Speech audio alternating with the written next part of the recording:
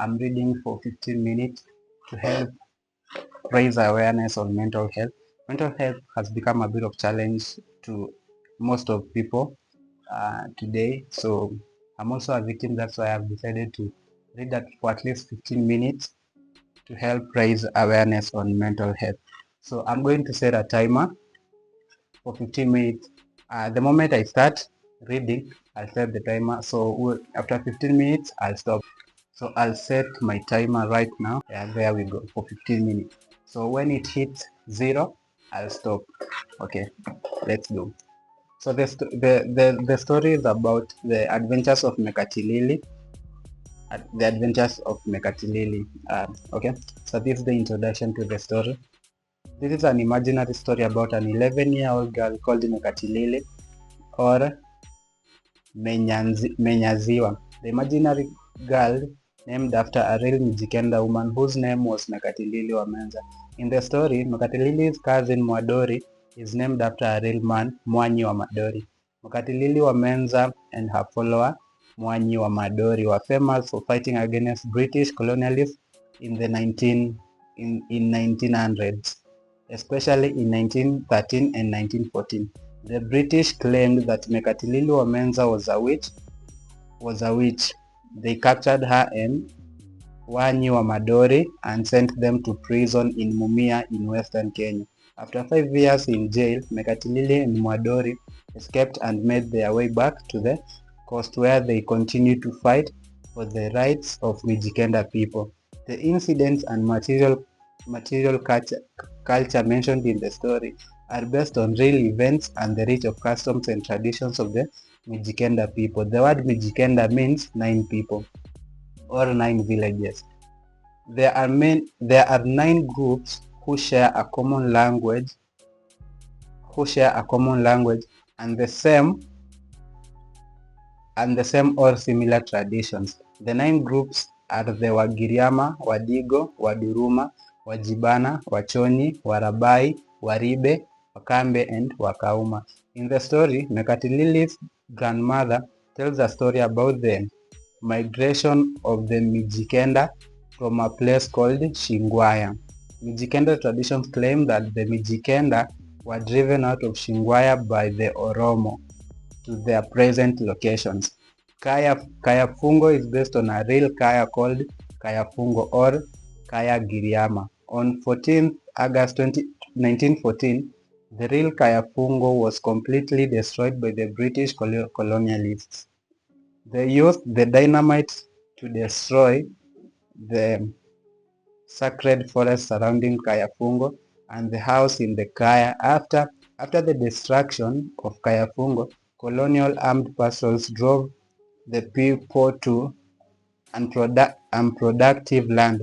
This marked the beginning of terrible problems for the Mijikenda people. From a prosperous people, they became poor. In addition, the British colonialists imposed heavy taxes on them. This was one way of forcing the Mijikenda to provide labor for the British. The mission referred in the story is based on Christian missions that were set up by the missionaries such as Ludwig and Rebman, who set up missions in Rabai and Ribe. The missions had strict regulations. Mijikenda were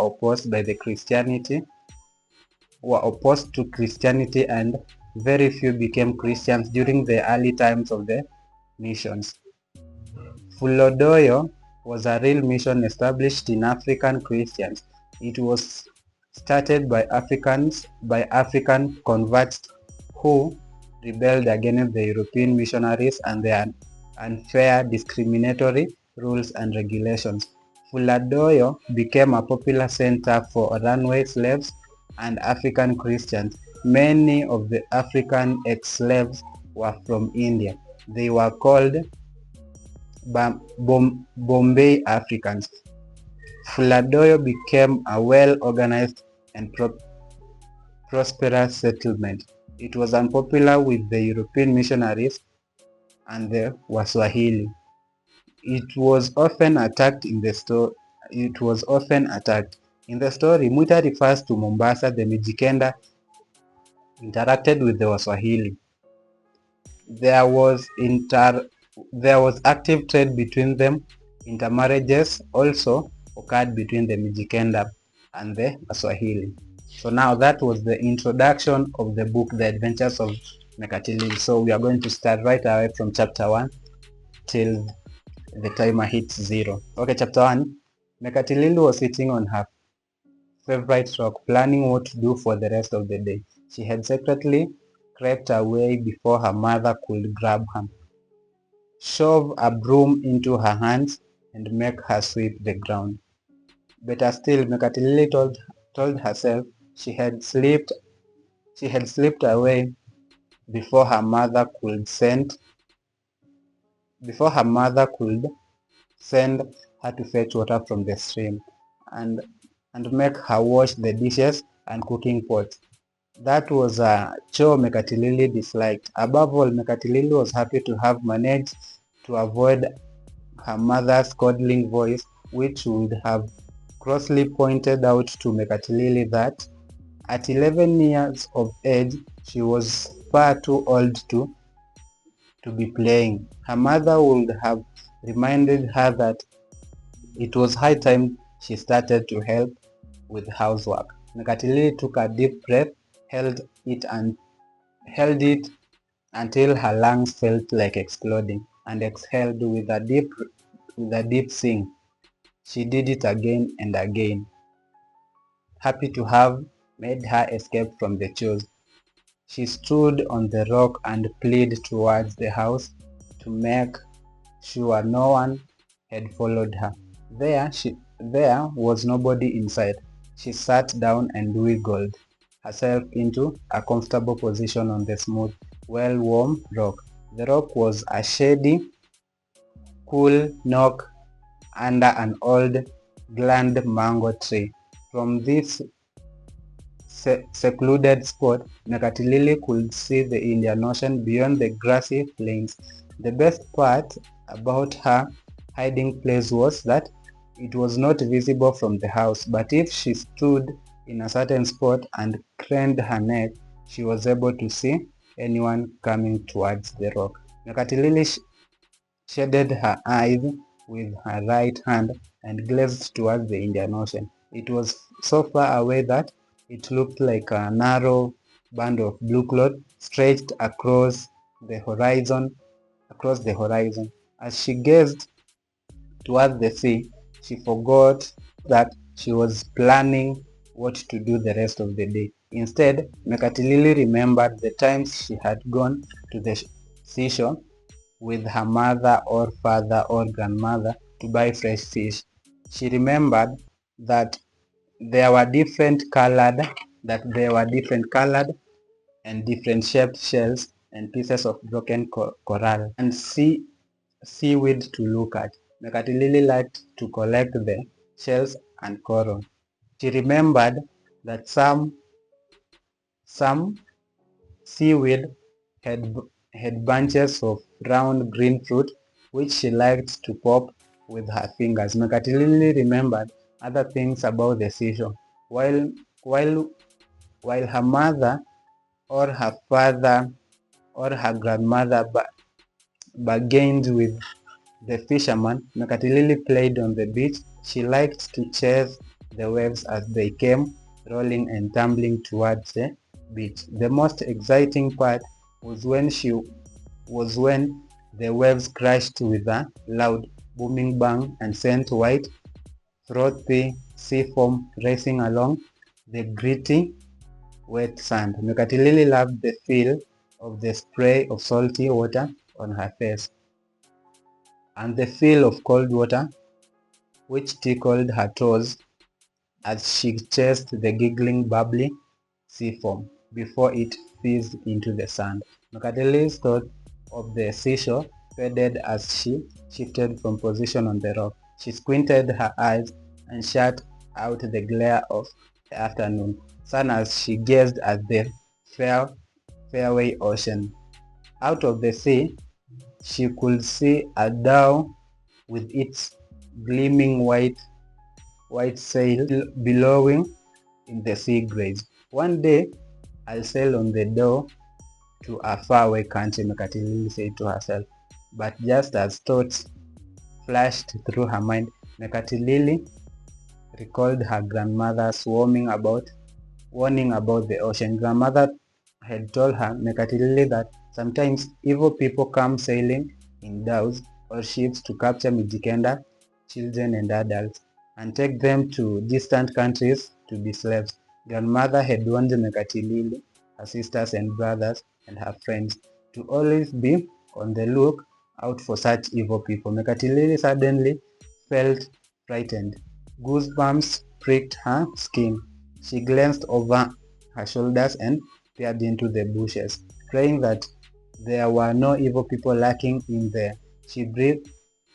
When she saw there were none, she felt silly for being scared. Well, perhaps only sail on the ocean when I grow up. I don't want to be slave, she thought. Soon after, she stood up, stretched, and looked towards the maize and millet fields. She could clearly see two brothers, Kazungu and Karisa, and her cousin Mwadori, sitting under a leafy cashew nut tree. She knew they were preparing their bows and arrows for hunting. Standing on their tiptoes, she cupped her hands and around her mouth, and she yelled loudly as she could. Kazungu, Karisa, Mwadori, wait for me. I want to go hunting with you, she bellowed. The three boys stood up and looked towards her. Go home, Tilili, Kazungu yelled back. I want to go hunting with you. I'm coming. The boys sat down. Mekatilili could see the quivers of arrows leaning against the trees. She was just about to jump off the rock when she heard her sister Kazo calling her. Mekatilili leaped off the rock and quickly hid behind the thicket. Mekatilili, where are you? Screamed Kadzo. Mekatilili, I know you are hiding. Come out. Kadzo's voice sounded weepy. I know you are there. Stop hiding from me, Tilili. Kadzo pleaded. Mekatilili emerged from the clump of bushes. She squatted at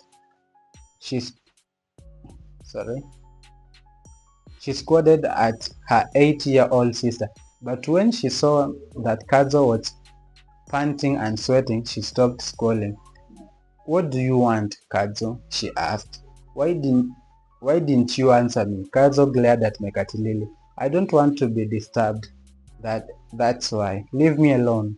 Go and play with your friends. I'm going hunting with the boys, Mekatilili said. Grandmother wants to tell us a story. She wants you to come now, said Kadzo. I don't want to listen to a story. Go and tell her that you couldn't find me. Mekatilili sounded cross. That's telling a lie, grandmother and mama. I don't like us telling lies. I tell on you, Kazo threatened. Mekatilili glowed at Kazo. Her sister glared back but looked ready to cry. Mekatilili felt ashamed of herself, but she didn't stop looking at her sisters with angry eyes. Go tell grandmother I have gone hunting with the boys. She won't mind, Mekatilili suggested. She used her most persuasive voice. Grandmother told me to tell you that she wants no excuses. You are to come with me, Kadzo insisted, speaking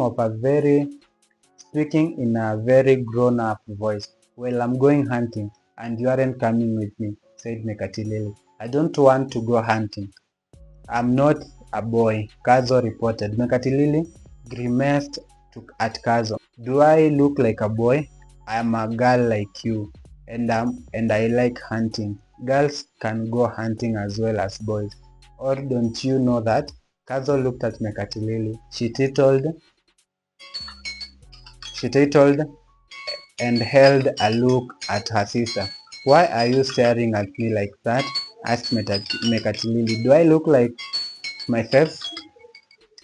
Sorry guys. 15 minutes are up. But since I had, let me finish this part and then we can, let me finish this part and then we can continue. We'll continue from there next time. Why are you staring at me like that? Mekatilili. Do I have something on my face? No. I like the way Mama braided your hair with those pretty beads. I wish I was as tall as you and as pretty as you. Tilili Kazosai looking enviously at Mekatilili.